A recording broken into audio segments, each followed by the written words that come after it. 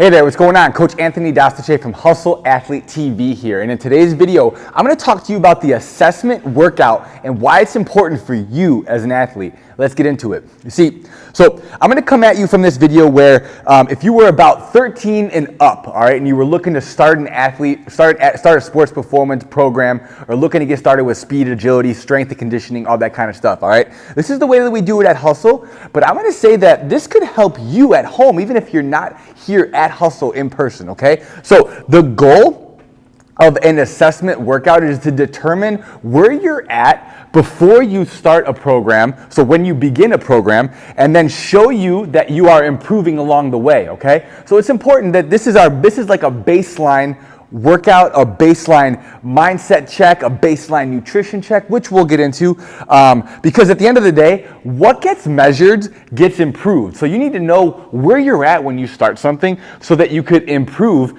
as you go along in the program, okay? So the best part about it is actually knowing and seeing the results is going to lead to increased confidence, okay? And confidence is the number one transferable trait from the weight room, from speed and agility training, onto the field, onto life, all right? So confidence always wins right here, all right? So I'm going to break our assessment workout into two different parts, okay? So the first part is going to be a sit-down part, okay? So we're going to come in, you sit down. This is for you at home. You can sit down at your desk and just sit down and do this part here. So the biggest question of this meeting is success. What does success look like to you? Okay, so pretend like this marker in my hand is a magic wand, all right? And if we wave this magic wand and we fast forward 6 months from now or 12 months from now, what changes would you like to see?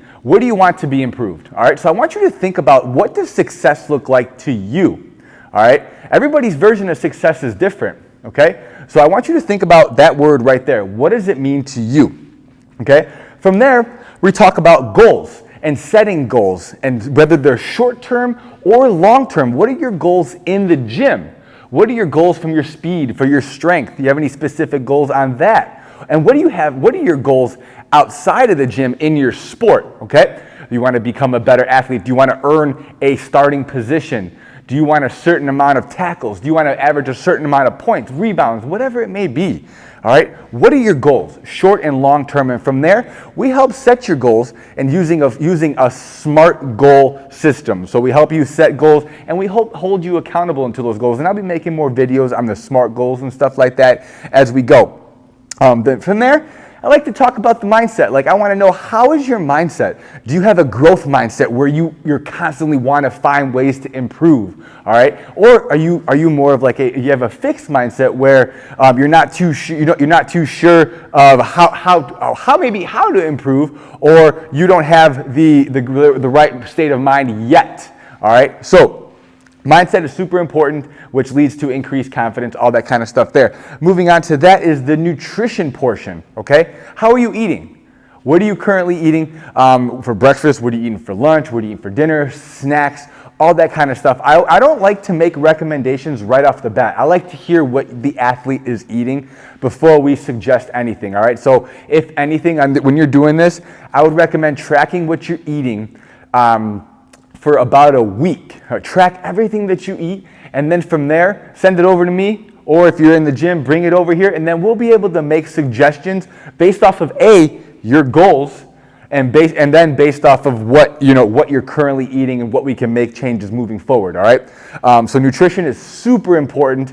I don't care if you come in here and crush your workouts every single day. If you're leaving and not eating for performance and eating like an athlete, you're not going to see the results that you deserve to see.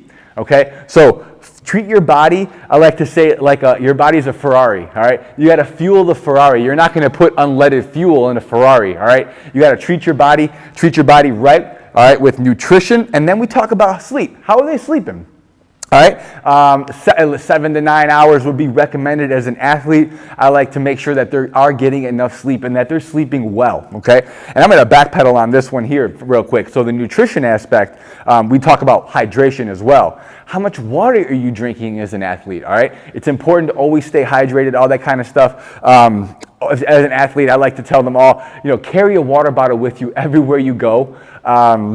Is a good baseline. But again, I don't like to make too many recommendations all based off of how much water you're drinking right now. If you're barely drinking any water, I'm not going to expect you to, drink a gallon of water tomorrow, okay? So it's all relative and it's all custom to the person.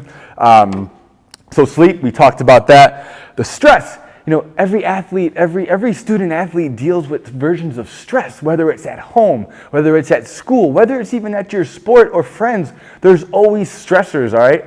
So stress is super important. So if we know how the athlete feels, and if they come in here super stressed or super frustrated, barely slept, for example, we're not going to beat them down in the weight room, all right? We'll be able to adjust the workout accordingly just based off how the athlete feels. So it's important to understand your body and understand when it's time to go hard and when it's time to pull back and just continue to improve, even though you're a little stressed, overwhelmed with whatever's going on at school or whatever it may be, all right? And then, what's on your plate, okay? What's on your plate? You might be an athlete coming here you're playing in season. You have a sport going on right now and you still want to get better, all right, in your season, all right? The workouts are going to be a little different in season than they would be out of season. Or, if you're playing, if you're in the middle, if you're playing two sports right now, we want to know what's on your plate. If you have your school workouts, if you have your travel workouts, if you have games, tournaments,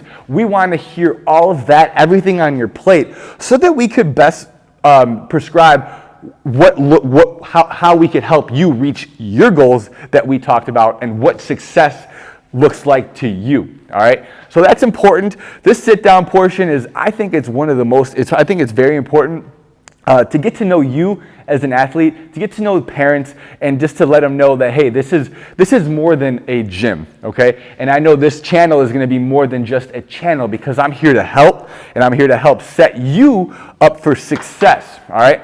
Now, after the sit-down portion, whether you've done this at home or here at the gym, we bring them back into the gym area and we put them through a workout. Now, you could do this workout at home as well, but the biggest thing here is to talk about what key metrics are we measuring. This goes back to what gets measured gets improved, okay? So what key metrics are we going to look at over here? We're going to look at speed, we're going to look at agility, we're going to look at power, we're going to look at strength, and we're going to look at endurance, okay? So we started off with a ground base and dynamic warm-up. So we want to see how you're moving, pretty much.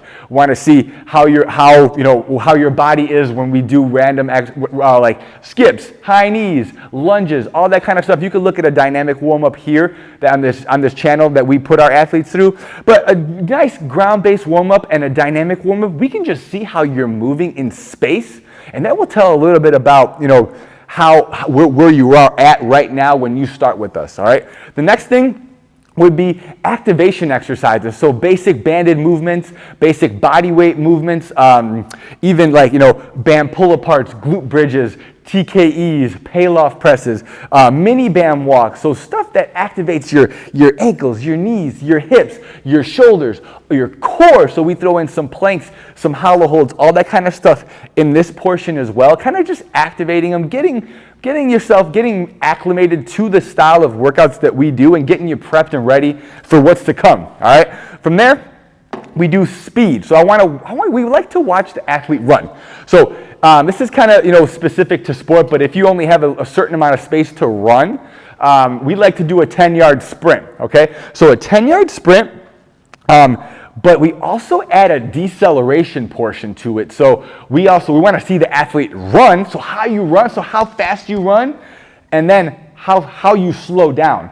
Because slowing down is more important than you think, because a lot of athletes get hurt. There's a lot of injuries happen when athletes slow down to change directions and stuff like that. So we'd like to see how the athlete slows down and how they sprint, okay? So when we watch the sprint, I want to watch how your arms are swinging, where your foot is landing, where's your core, is you coming up, you falling forward. So there's so many things that we look at throughout the sprint. So we do the 10-yard sprint, and again, if you're outside, if you're a baseball player, 60-yard sprint would be great. So a 60-yard dash, football, 40-yard dash if you have the space. But based on our experience here in the gym, I'm confident that with the 10-yard sprint, with the deceleration, we'll be able to track that progress and help get you better on your field. From there, we do an agility exercise. So agility, change of direction, okay? Now again, this could be relative to a sport too, but we like to keep it simple with this. We like to do the 5-10-5 drill, so 5-10-5, so agility, so change of direction. We like to, and then from there,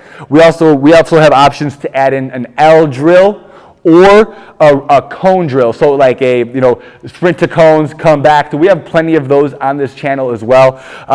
But the agility, how fast they change direction, and again, learning how to change direction and see how the athlete controls their body while they're moving, while they're changing direction, while they're bending over, all that kind of stuff is super important. Then, power.